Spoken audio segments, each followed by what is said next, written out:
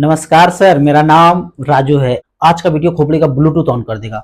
मान लेते हैं कि आप चावल उगाते हैं और कोई किसान दाल उगाते हैं, तो चावल जब भी 1 किलो उनको देंगे तो आधा किलो आपको दाल मिलेगा। क्यों मिलेगा आधा किलो? क्योंकि 1 किलो चावल उगाने में जितना ऊर्जा लगता है, आधा किलो उगाने के लिए उतना ऊर्जा लग जाता है। उतना पानी, इतना खाद, इतना टाइम, इतना ऊर्जा लग जाता है कि आधा किलो में मतलब मान लो एक समान खेत है, बराबर बराबर खेत है, बराबर ऊर्जा लगा रहे हैं, तो दाल आधा होगा और चावल डबल होगा। धनिया बो दो तो धनिया 10 गुना ज्यादा हो जाएगा, इसलिए धनिया का रेट कम है।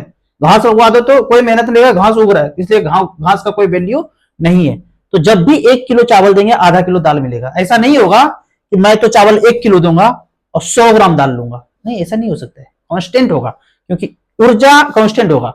तो इसके बदले में कोई अगर दूसरा चीज लेते हैं तो देखा जाएगा कि उसमें ऊर्जा कांस्टेंट होना चाहिए। तो इसी तरह से ये चलते चलते चलते एक आना सोना में 1 किलो चावल या आधा किलो दाल पैमाना सेट हुआ। एक आना मतलब 0.72 सोना। यहां देखते हैं, अगर कैलकुलेटर में आना टू ग्राम, ये आना है, ये ग्राम है। अगर एक आना का मतलब है 0.72 ग्राम सोना। अगर 16 आना कर दें, 16 आना मतलब 1 रुपया हो जाता था, 11.66 ग्राम मतलब 1 तोला। अब इस स्लाइड में देखते हैं, कभी जमाने में जब ईस्ट इंडिया .com यहां पे राज नहीं कर रहा था, 1600 शताब्दी पहले, जब भी 1 किलो चावल देते थे 500 ग्राम दाल मिलता था। 1 किलो दाल देते थे तो 10 किलो आलू मिल जाता था, क्योंकि 1 किलो दाल को उपज करने में जितना ऊर्जा लगता था 10 किलो में उतना ऊर्जा लगता था। 1 किलो आलू जब भी देते थे 1 किलो टमाटर मिलता था, लगभग टमाटर आलू का सेम ही था। 1 किलो टमाटर देते थे 1 किलो प्याज मिल जाता था, ऊर्जा सेम ही लगता था दोनों में। 1 किलो प्याज देते थे 1 किलो नमक मिल जाता था, सेम ही ऊर्जा में नमक आ जाता था। 5 किलो नमक देते थे तो 1 किलो ही चावल मिलता था। क्यों? क्योंकि 1 किलो चावल में ज्यादा ऊर्जा लगता था और नमक में कम लगता था, तो नमक आपको 5 किलो मिल गया। तो इसका कीमत तय था और कांस्टेंट था। जब भी 1 किलो चावल देंगे तो दाल मिलेगा 500 ग्राम। तो उसको फिक्स कर दिया था 1 आना सोना से। अगर 1 किलो दाल चाहिए तो 2 आना लगेगा। इस तरह से करके ये फिक्स था। कभी ऐसा नहीं हो सकता है कि आप सेम ऊर्जा ना देके कुछ ऐसा ऊर्जा दे दें कि भाई बोले कम मिलेगा। कम नहीं चाहिए, इक्वल ऊर्जा में जो चीज आता है वही चाहिए। ऐसा नहीं कि 1 किलो चावल में धनिया दे दूंगा, घास दे दूंगा, कागज दे दूंगा। कुछ ना कुछ ऐसा ही ऊर्जा चाहिए जो कांस्टेंट हो। कांस्टेंट नियम के अनुसार क्या होगा? नियम कहता है जैसे 4 आना, 8 आना, 16 आना। 16 आना में 1 रुपया होता था, तो 1 रुपया इक्वल टू 16 आना 11.66 ग्राम, 1 तोला।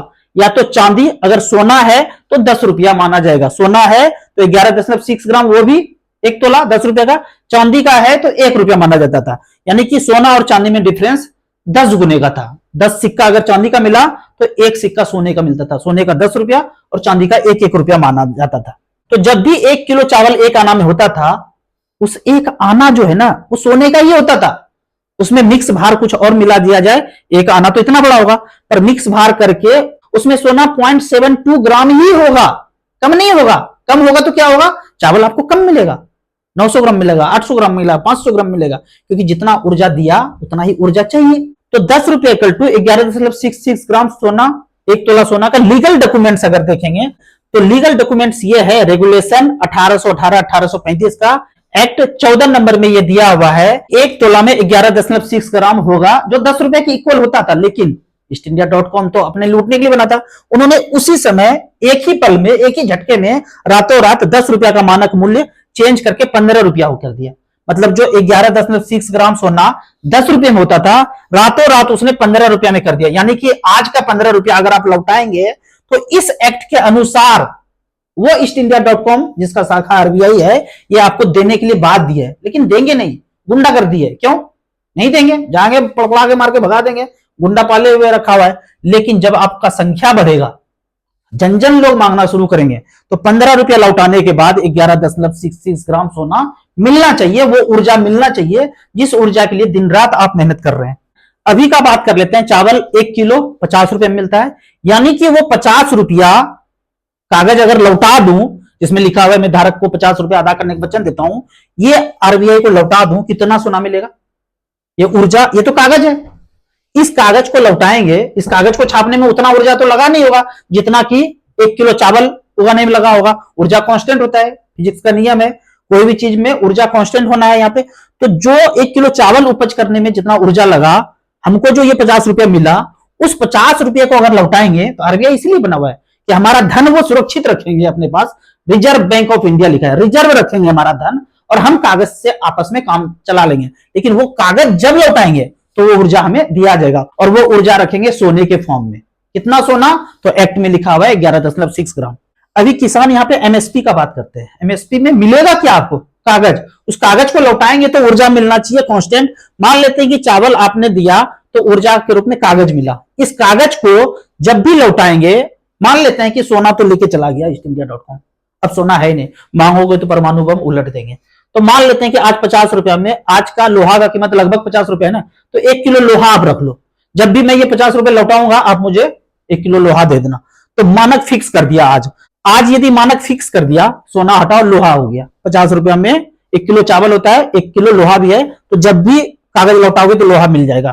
तो 1 किलो में 1 किलो लोहा हो गया। 10 साल के बाद भी अगर ये मानक फिक्स हो गया, 1 किलो में 1 किलो लोहा और जिसका मानक 50 रुपया है, ये कांस्टेंट अगर हो जाए, जब भी आप 1 किलो चावल लेंगे तो 50 रुपया देना है या इक्वल टू 1 किलो लोहा। तो 10 साल के बाद भी जब भी 1 किलो चावल देंगे तो 1 किलो लोहा होगा, 50 रुपए के इक्वल होगा। 20 साल के बाद भी मानक फिक्स है, 50 रुपया में 1 किलो लोहा तो 1 किलो चावल।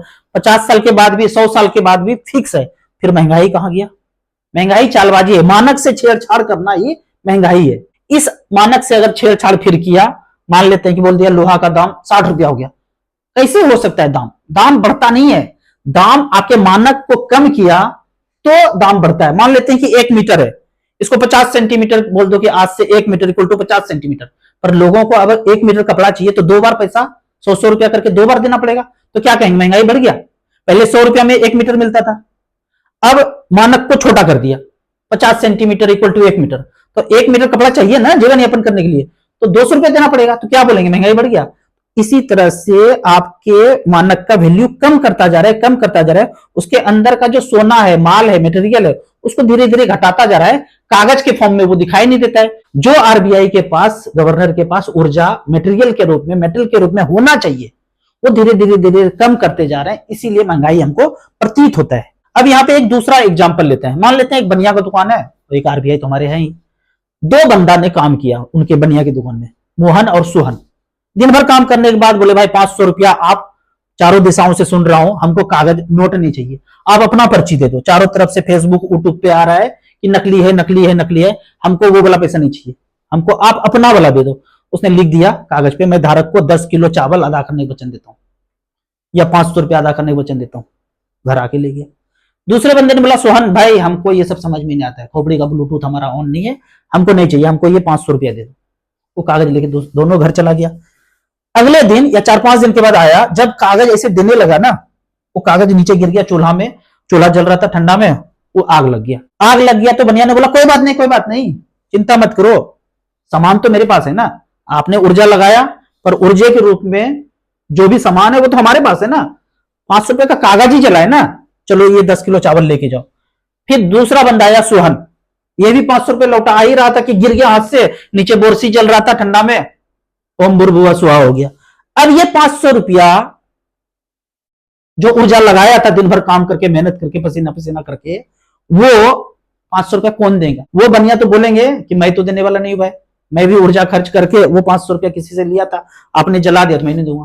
तो इस वचन में इनका वचन ज्यादा गहरा था, ज्यादा मजबूत था, और इनका वचन कमजोर पड़ रहा है यहाँ पे। अगर ये वाला कागज सीसीटीवी में दोनों अगर कैद हो कि आग में गिर गया और वो सीसीटीवी फुटेज यहां पे दिखा दिया जाए जो 500 रुपया जल के राख हो गया, तो वो धन के रूप में क्या देंगे? धन के रूप में क्या देंगे? कुछ तो रखा होगा ना कागज छापने के पहले। जैसे इस बनिए ने कागज दिया तो 10 किलो चावल दे दिया, आरबीआई 10 किलो चावल देंगे क्या? चावल, दाल, दिया, मरीज, धनिया, गुंडी कुछ तो रखते होंगे। नियम कहता है सोना रखते हैं, नियम कहता है, पूरे संविधान कानून सब जगह लिखा हुआ है कि सोना ही रखोगे बेटा, कुछ और नहीं रखोगे। कहां लिखा है? ऐसी बात करते हो, दुनिया को बरगला रहे हो, भगा रहे हो, ये सब एक्ट में लिखा है भाईजान। रुपया मूल्य के मापक शोषण के साधन में लिखा हुआ है। वीडियो के डिस्क्रिप्शन में 12-13 पेज है, प्रिंट आउट निकाल के पढ़िए, पढ़ने के बाद समझ में आएगा। सोना ही रखना है, हींग, फिटकरी, जीरा, धनिया ये सब कुछ भी नहीं रखना है, सोना ही रखना है। अगर वो कागज के बदले में कुछ देते हैं तो समझ लीजिए कि आरबीआई अपना है, नहीं देते हैं, बेईमानी करते हैं तो समझो कि इंग्लैंड का ब्रांच है। आप सोचो ना, बनिया का वचन ज्यादा मजबूत लग रहा है यहाँ पे कि आरबीआई का वचन। कुछ भी नहीं देंगे ये। ऐसे कैसे हो सकता है कि मैं दिन भर काम किया या 1 महीना काम किया, 1 लाख रुपया अर्जित किया, उस 1 लाख रुपए में आग लग गया तो क्या होगा? कुछ नहीं मिलेगा। मिलना चाहिए एक्ट के अनुसार। पूछो, क्वेश्चन पूछो, अभी पूछोगे तो तड़बड़ा के मार के भगा देंगे। 100 लोग, 200 लोग, 1 लाख, 1 करोड़ लोग पूछोगे तो फिर उनको फिर से वो ट्रैक पे आना पड़ेगा। आप कहेंगे कि ये कागज छाप रहे हैं तो सोना तो रख रहे हैं, बिल्कुल रख रहे हैं, पर वो सारा सोना इंग्लैंड को ट्रांसफर हो रहा है, क्योंकि अभी भी हम उसके अधीन है। पूर्ण स्वराज नहीं मिला। 1947 के पहले एक ही व्यक्ति थे आईएएस अफसर जिनको ये समझ था पूर्ण स्वराज चाहिए, सुभाष चंद्र बोस। उनके बाद जो भी आया उस समय जिसको मिला और आज भी जिसको मिला है उनको पूर्ण स्वराज का मतलब ही नहीं पता है। तो सारा सोना वहां जाता जा रहा है और आपके पास कागज कागज छपता हुआ नजर आता है। अगला उदाहरण देखते हैं, एग्जाम्पल 2 में। बोलेंगे, लोग बोलते हैं अरे क्या पागल बना रहे हो यार, 10 रुपये में सोना 1 तोला थोड़ी देगा, आज का जो वैल्यू है सोना उतना दे देगा। तो 10 रुपए में आज का जितना सोना होता है इतनी सा 25 मिल जाएगा। मतलब आज अगर 80,000 का रेट है, डिवाइडेड बाय करोगे तो 0.00012 ग्राम सोना मिल जाएगा। बहुत बढ़िया बात। यानी कि जो किसी जमाने में 10 रुपए कल टू 1 तोला सोना होता था, अब इसको 1 लाख टाइम्स नीचे हो गया। यानी कि किसी जमाने में जो 10 रुपए में 11.6 ग्राम सोना होता था, 1 तोला होता था, आज 1 लाख रुपया में 11.6 ग्राम लगभग 1 तोला सोना होता है। यानी कि हम डिविलुएट 10,000 टाइम्स हो गए। यानी कि 1 मीटर कभी इतना होता था, फिर कम किया, फिर कम किया, फिर कम किया, फिर कम किया। कितना कम किया? 10,000 टाइम्स कम कर दिया। अब 1 मीटर कपड़ा लेने के लिए 10,000 टाइम्स ज्यादा कपड़ा देना पड़ता है। तो कहेंगे कि आज जितना मिलेगा उतना सोना दे देगा। कोई बात नहीं, उतना मिलेगा ना? बोला हाँ उतना मिलेगा। तो चलो वो वाला रुपया जो आज वाला रुपया है मैं अपने पोता को दे दिया और पोता मेरा 40-50 साल के बाद वही वाला नोट, ये नोट छापा तो इतना सा सोना आरबीआई ने रखा ना।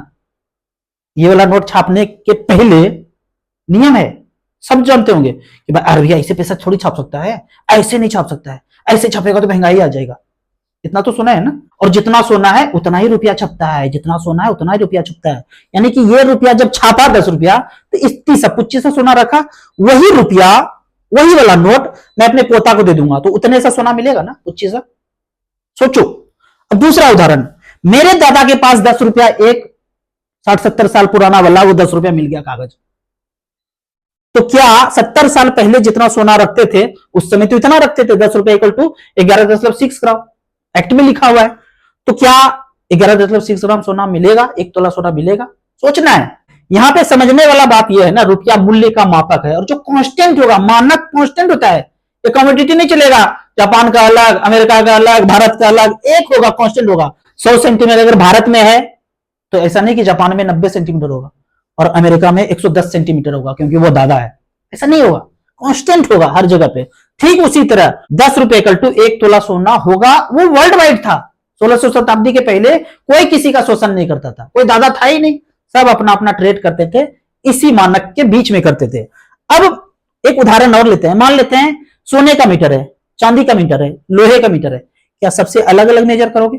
नहीं, 100 सेंटीमीटर ही आएगा सब में, चाहे किसी धातु का बना हो। ठीक उसी तरह सोने का 10 रुपया हो, चांदी का 10 रुपया हो, लोहे का 10 रुपया हो, कागज का 10 रुपया हो, चाहे डिजिटल पेटीएम में 10 रुपया हो, उससे आने वाला सामान इक्वल ही होगा। मतलब इसमें अगर 1 ट्रक अनाज आता है तो इसमें भी 1 ट्रक आएगा, इसमें भी 1 ट्रक आएगा, इसमें भी 1 ट्रक आएगा और पेटीएम वाला से भी 1 ट्रक ही आएगा। कोई डिविलुएट कर रहा है चालबाजी से आपको कंट्रोल करने के लिए, इसीलिए धीरे धीरे धीरे धीरे आपको इतना मेहनत करना पड़ रहा है। आप सोचो, हमारे दादा परदादा थोड़ा सा मेहनत करते थे, दिन भर 1 महीना तक चैन की बंसी बजा के जीवन यापन करते थे। आज आपको 120 के स्पीड से गाड़ी दौड़ाना पड़ रहा है क्योंकि आपके स्टैंडर्ड को, मानक को धीरे धीरे कोई कम करता जा रहा है। इस वीडियो को लोगों के साथ चर्चा करें, अपने टीचर से जिनसे पढ़े हैं, जो इंटेलिजेंट दोस्त है उनसे चर्चा कीजिए। समझने के बाद अगर नहीं समझते हैं उनसे चर्चा नहीं करना है, फिर दूसरे आदमी को पढ़िए। कम से कम 5-7 लोगों से आप जहां पे रहते हैं उनसे चर्चा कीजिए, चाय पीजिए, पान कीजिए, कहीं भी नुक्कड़ में जाइए, चर्चा कीजिए, शेयर कीजिए वीडियो को। ये जो आप चैनल देख रहे हैं इसके प्लेलिस्ट में 5 वीडियो है, उस 5 वीडियो को अगर देख लेंगे ना तो पता चल जाएगा आपके गरीब होने का कारण या 80 करोड़ के गरीब होने का कारण ये चालबाजियां हैं। वीडियो अच्छा लगता है, यूट्यूब पे देख रहे हैं तो लाइक एंड शेयर करें। Thank you so much.